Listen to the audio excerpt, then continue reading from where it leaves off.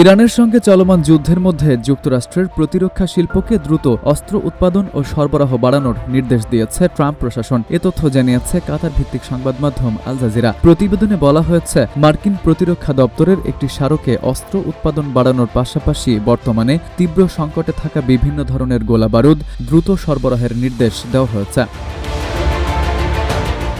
গত বুধবার মার্কিন উপপ্রতিরক্ষামন্ত্রী স্টিভ ফেইনবার্গ প্রতিরক্ষা শিল্পের শীর্ষ কর্মকর্তাদের কাছে চিঠি পাঠান। সেখানে তিনি ২১ দিনের মধ্যে এমন পরিকল্পনা জমা দিতে বলেন যাতে গুরুত্বপূর্ণ অস্ত্র ও সামরিক সরঞ্জামের উৎপাদন বাড়ানো এবং সরবরাহের সময় উল্লেখযোগ্যভাবে কমানো যায়। ফেইনবার্গ বলেন, বছরের পর বছর ধরে চলা উন্নয়ন প্রক্রিয়া আর গ্রহণযোগ্য নয়। আমাদের এখনই অস্ত্র উৎপাদনের সক্ষমতা বাড়ানোর পাশাপাশি কার্যক্রমের গতি নাটকীয়ভাবে বাড়াতে হবে।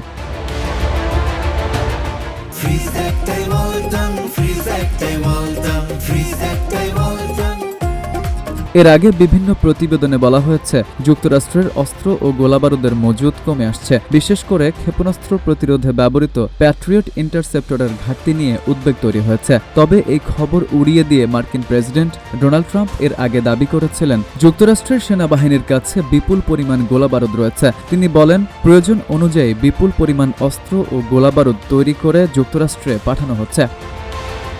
FU Ahmed, Ittefaq news.